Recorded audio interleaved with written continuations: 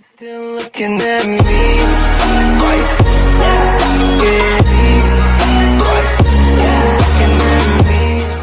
And what is up, guys? It's the Multitasker. Welcome back again to another reaction. So it looks like Shadow just sent me a new requested video that I'm going to be reacting to, and this is the story of the J.O.B squad, as in J.O.B squad. Get it?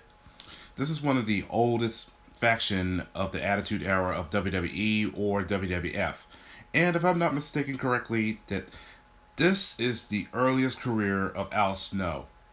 And talk about him just brings me memories of my old job. But anyways, this is going to be an interesting a piece of a history that I didn't know about. So without further ado, it's time to react. Oh, also, this is from Wrestling Bio, so let's also give a shout out to them as well.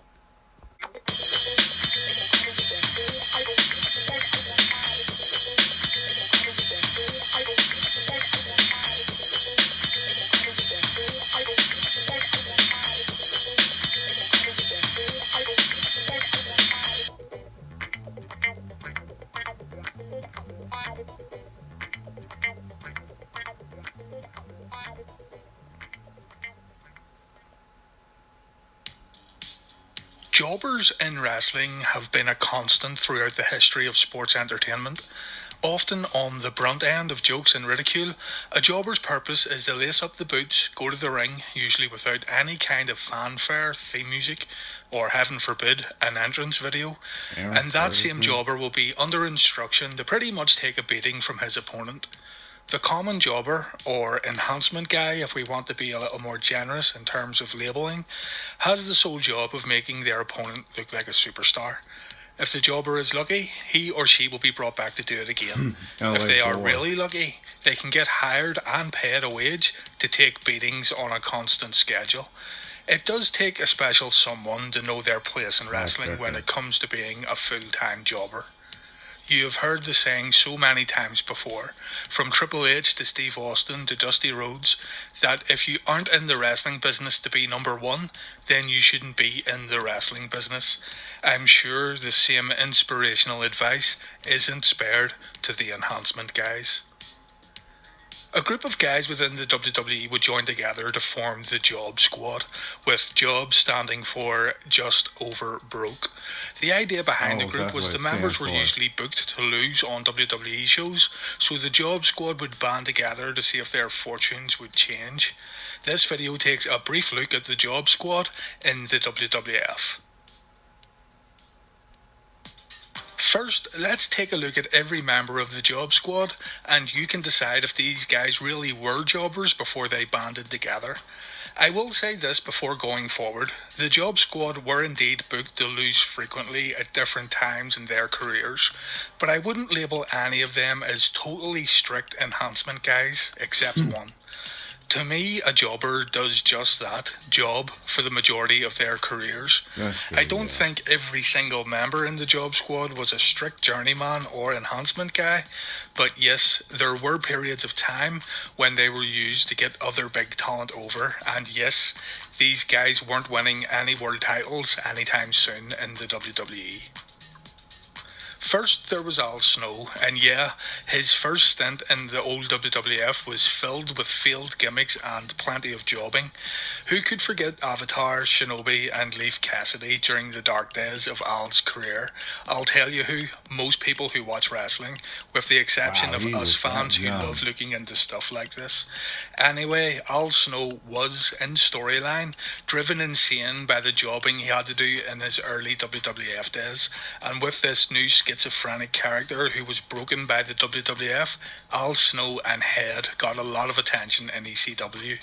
Al had wore a J.O.B squad shirt previously in ECW, and I believe the term J.O.B squad was kinda like an inside joke with some of the boys backstage. Supporting this statement is the fact that the Road Dogg wore a J.O.B squad shirt and made mention of the squad on the March 30th episode of Raw is War, the night after WrestleMania 14, and the same night he joined D-Generation X. This was nearly 8 months before the official J.O.B squad group made their debut on WWF TV. Badass Billy Gunn. The Outlaws. Bob Holly, at one point in his career, wasn't the hardcore Holly we would all grow to love. Holly began his career with some mild success in Memphis and the NWA. He went to WCW where he was used strictly as a job guy, and when he made his way to the WWF in 1994 as Thurman Sparky Plug, he was used mainly to make other guys look good. That being said, he did win the tag titles with the 1-2-3 Kid at the 1995 Royal Rumble, though the team dropped the titles the next day on Raw. Holly also pinned the IC champion Holly. Jeff Jarrett on WWF Action Zone in mid-1995, but Jarrett's foot was on the ropes. The title ended up vacated, and Holly's win here is not recognised by the WWE. Before joining the Job Squad, Bob Holly was part of the short-lived NWA stable within the WWF, where he was renamed Bombastic Bob, and he held the NWA tag titles along with Bodacious Bart for a period of time. Too Cold Scorpio was, at one point, very talented in the ring and also quite popular. Scorpio received training at the New Japan Dojo, was a tag champion in WCW, and had 4 TV title reigns in ECW. When he made his way to the WWF in 1996, he was repackaged as Flash Funk, as seemingly being Too Cold Scorpio, a character who had gotten over well in ECW, wasn't enough for Vince McMahon and the WWF. Flash Funk was soon losing matches in the WWF after a small push during his debut. Dwayne Gill, to me, was the biggest jobber the Job Squad ever had, though thanks to the Job Squad, he ended up having the most success out of the group. When Gill made his way to the WWF in 1991, he did nothing but job to the likes of Kerry Von Erich, Jim Duggan, The Undertaker, and others. Literally a jobber to the stars. He got a victory while working as one half of the infamous Toxic Turtles in the World Wrestling Federation, but that gimmick was wisely stopped before it got any more hilarious. He also competed in the Executioners tag team in the WWF, but when his tag partner left, Dwayne Gill was back to jobbing on a consistent basis. He disappeared from the company in 1994, but re-emerged in the WWF in 1998. The Blue Meanie debuted in the WWF and joined the Job Squad pretty much on arrival, which is really odd when you think about it. If these guys were supposed to be jobbers, and membership is granted by being a jobber, then Meanie must have felt that WWE already knew he wasn't going to be a success in the company when he was thrown straight into the faction. Needless to say, Meanie and the BWO were quite popular in ECW as a parody of WCW's New World Order faction. He never was going to win any world championships though, in all fairness, but still an entertaining and offbeat character. So all the guys mentioned here were members of the Job Squad. The group was initially formed by Al Snow, Bob Holly and Scorpio in November of 1998, and the team had their first match and victory on the November 8th episode of Sunday Night Heat, when Scorpio and Holly defeated Too Much. A few weeks later though, on an episode of Raw is War, the Job Squad would have their most successful night. The November 22nd edition of Raw is War in 98 indeed belonged to the Job Squad. Mankind was booked into a triple threat match against Corporation members Ken Shamrock and the Big Boss Man. With the odds seemingly stacked against Mrs. Foley's baby boy, the Job Squad helped Mankind score a win. That same night, the Job Squad found a new member as Dwayne Gill joined the group and scored an upset win over Christian, capturing the WWF Light Heavyweight Championship. We weren't done yet though, as the squad would get yet another upset victory later that night. Bob Holly and Scorpio defeated the New Age Outlaws after interference from Shamrock, the Boss Man, Mick Foley and the remaining squad members. The reaction for the Job Squad on this night was nothing short of amazing. It was the classic tale of the underdogs finally getting the victories. It's telling that the only person who did anything within the Job Squad afterwards of significance, and I use the term lightly, was Dwayne Gill. He went on to parody Bill Goldberg, which garnered quite a bit of attention. He managed to hold on to the light heavyweight title in a rematch now it's against started coming Christian back when to Job me. Squad member the Blue Meanie joined the group, and he defeated Mark Merrow on an episode of Raw, which resulted in Mark in storyline retiring from wrestling. Dwayne Gill also defeated Matt Hardy on the December 13th episode of Sunday Night Heat. What's a job squad though that doesn't job, right? At WWF Rock Bottom, the Brood defeated Al Snow, Scorpio and Holly in what was actually a pretty good match. Take the gimmicks away here, and the talent that was performing in the ring was good, so it shouldn't be a surprise here that they had this good match.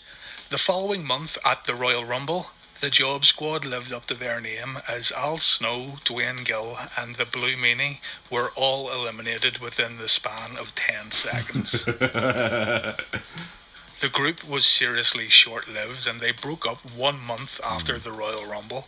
Scorpio was released from the WWF while Gillberg was phased out of storylines. The Blue Meanie went on to feud with Goldust, leaving just 2 Job Squad members left. Lord. Al Snow decided it would be a great idea to wrestle himself on an episode of Raw is War, causing Bob Holly to come to the ring to prevent Al from further hurting himself.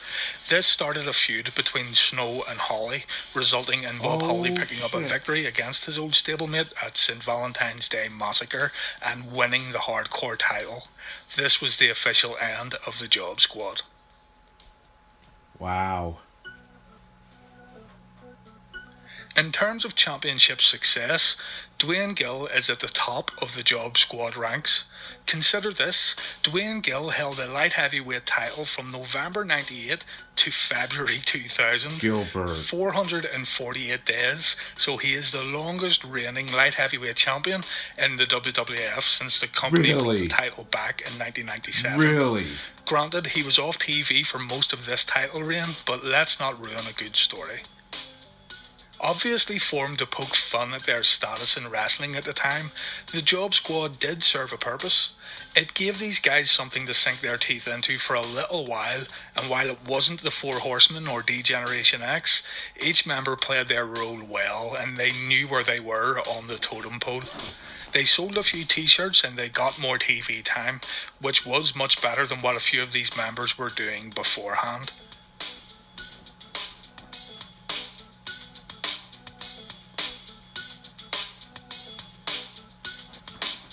Well, that was definitely a good information. Well, definitely that's something I just learned from this video, and well, maybe of a certain other piece of a history that I didn't know about, but they had a good run. They definitely had a good run. Lots of nothing but jokes. Jobbers, I believe that's what it is. So at least now I know what it stands for.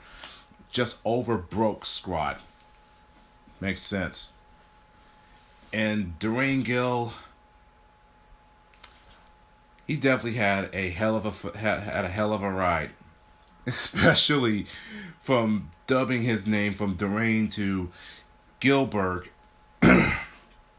Excuse me, something on my throat.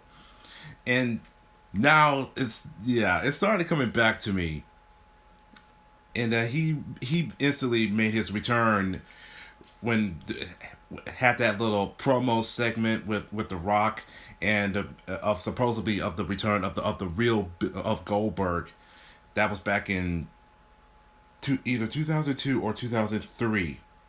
That's the only thing I could project to remember it, but but I do recall seeing that. That was on Monday Night Raw. Yeah. So to Al Snow, Scorpio, Hardcore Holly.